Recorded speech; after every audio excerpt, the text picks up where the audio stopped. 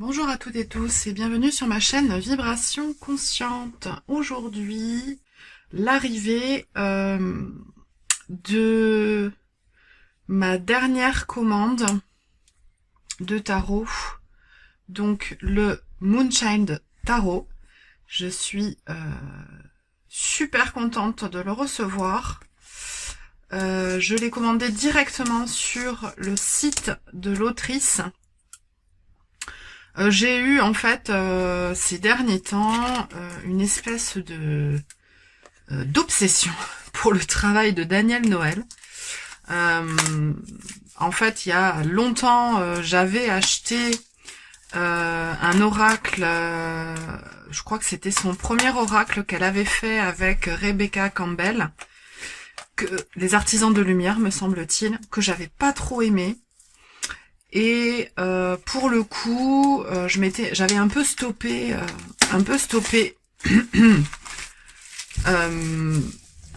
mes achats les concernant. Et il y a quelque temps, j'ai visionné une vidéo d'une américaine qui montrait en fait plusieurs tarots de Daniel Noël.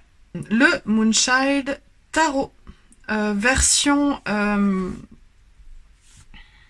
Shadowwork. Je préférais la version Shadowwork. Hop, regardez-moi cette beauté. 81 cartes. Il y a 3 cartes de plus. Voilà. Avec le superbe livret.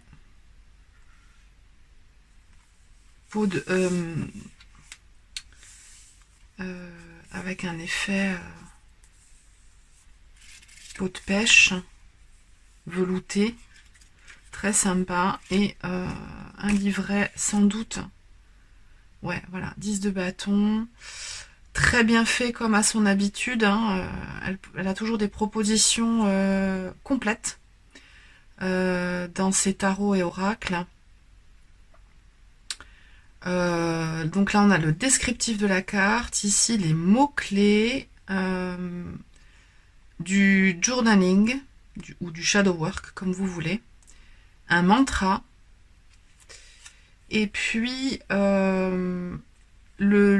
l'analyse globale du 10 de bâton et l'analyse de la carte de façon inversée. Si je commençais par le lexique, ça serait sympa. Introduction, histoire de la lune, les déesses, histoire du tarot, qu'est-ce que le tarot, les cartes inversées, un rituel, comment lire les cartes, exemple de tirage, travailler avec la lune, les arcanes majeures, les cartes bonus, des exercices, ouais, voilà, hyper complet, comme à son habitude. C'est vraiment un beau petit livre, extrêmement bien fait, avec des petites illustrations couleurs par-ci, par-là. Ce qui est sympa, en fait, d'avoir l'illustration en couleur par carte, c'est qu'on peut juste travailler avec le livre, en fait, sans emmener les cartes, pour bien s'imprégner de son analyse, de l'énergie qu'elle a voulu mettre dans ce jeu pour travailler ensuite après. Donc je m'arrête là pour le livret et ce que je vais faire, c'est vous présenter les cartes. On y va. Alors pardon, avant la présentation des cartes, j'ai voulu aller trop vite. Je vous montre simplement ce qu'il y a écrit au fond de la boîte. Voyez ce qui n'est pas visible. Et dans le fond de la boîte cloche, Bloom in Light, Bloom in Shadow, avec, je dirais, je sais pas si ce sont des roses ou des pivoines, en tout cas c'est très beau. C'est très beau, c'est irisé, c'est un mélange de noir et de parme foncé. C'est très très beau. Tout est doux. Voilà, c'est une super box. Un super packaging. Voilà. Moonchild Tarot. Je vais mettre ça de côté. Et on va regarder les cartes. Alors, d'abord le dos des cartes. Regardez-moi cette petite merveille. Avec un esprit égyptien.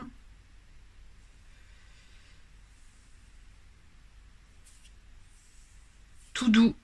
Très beau. Et alors, les tranches, j'adore.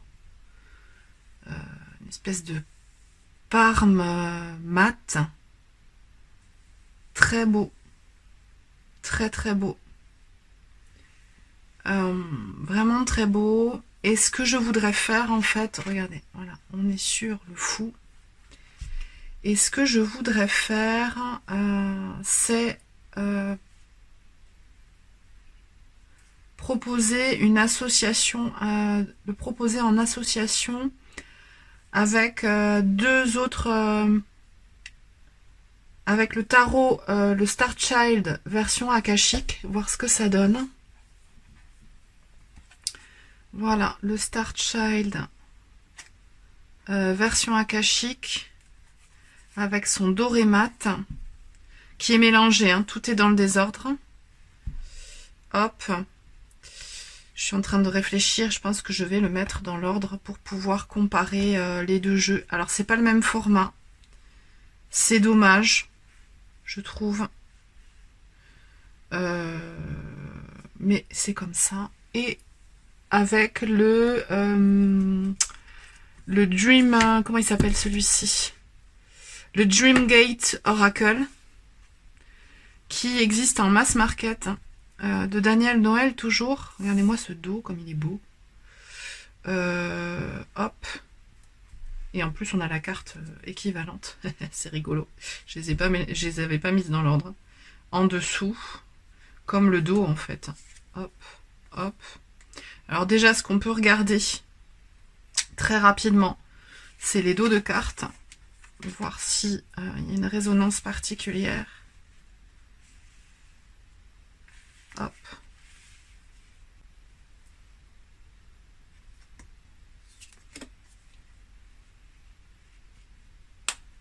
Alors je trouve que ces deux-ci vont très bien ensemble. Plus que le Star Child version akashique et le Moonchild version Shadowwork. Le magicien, regardez-moi ce magicien comme il est merveilleux. Alors, je reviens sur ce que j'ai dit. Plutôt que de vous montrer, de comparer les deux, en fait, on va voir l'association des trois. Celui-ci, donc le Moonchild, vous allez le voir dans l'ordre. Et vous allez pouvoir regarder aussi si les associations avec cet oracle et ce tarot sont sympas et peuvent matcher. Donc je vais essayer de faire un zoom pour la première fois, sachant que c'est mon téléphone qui commence à avoir un certain âge, donc j'espère qu'il va vous faire une belle vidéo. Allez, on est parti. Tchoup tchoup. J'essaye de vous centrer à l'image. Hop.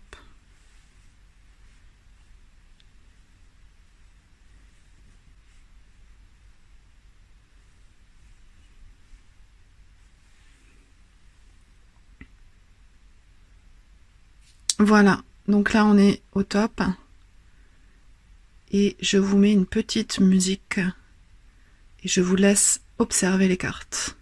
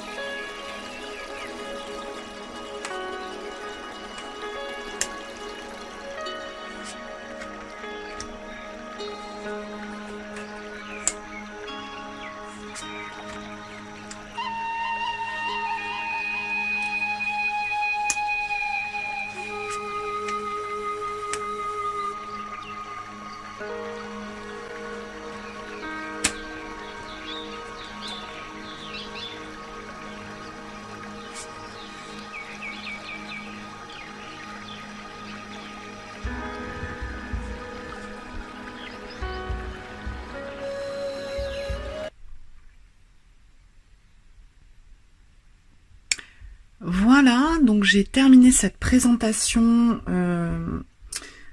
du Moonchild version Shadowwork avec les 3 cartes supplémentaires que vous avez ici. Le Royaume Divin, l'Enfant de la Lune et le Shadowwork. Et alors, moi j'ai une préférence personnelle. Hop, je remets ça comme ça. J'ai une préférence au niveau des associations et des couleurs avec le Moonchild et le Dreamgate.